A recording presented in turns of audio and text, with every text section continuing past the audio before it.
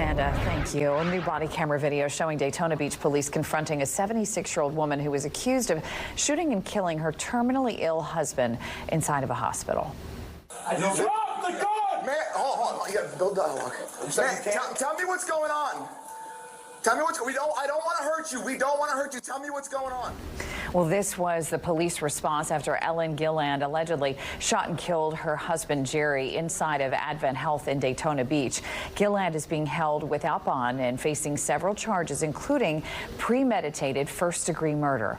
Investigators say the couple agreed that if Jerry's health had taken a turn for the worse, that she would kill him. Her defense attorneys could use that to try to prove her innocence. Well, with so many questions surrounding the case, we wanted to go straight to the experts and try to get some clarity on this. So joining us this morning to talk more about it is Bert Barclay with the Omaha Law Group. Good to see you, Bert. How are you?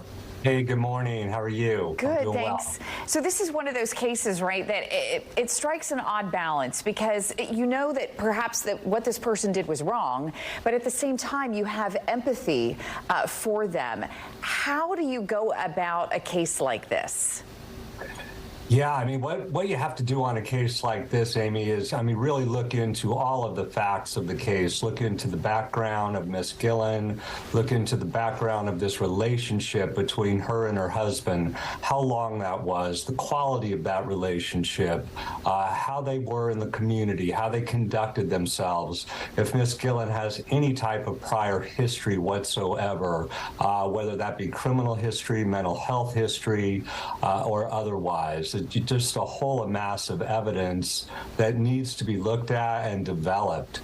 This is a case where we just not only have to look at the facts of this case, but the history of this woman and her wife and her husband, and also just the mental health aspect of this as well. So I would hope that her defense counsel would have her immediately psychiatrically evaluated to really dig into those issues. Well, you bring up a good point, because with an elderly person, you could have early signs of Alzheimer's, dementia. There might be other things going on, and you're really having to go based on what she is telling police. Absolutely. And not necessarily, you have nothing from the victims. You don't really know about whether this story about a pact is true or not.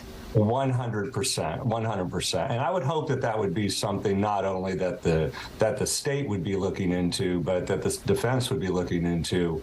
Real hard. Again, this is not your cookie cutter case by any means. This is a very, very unique case in which there are so many different aspects of the case that need to be looked at. The bond system is so interesting, right? We see people all the time who are let out of jail on bond, and you think, gosh, that's such a heinous crime. I can't imagine them getting out.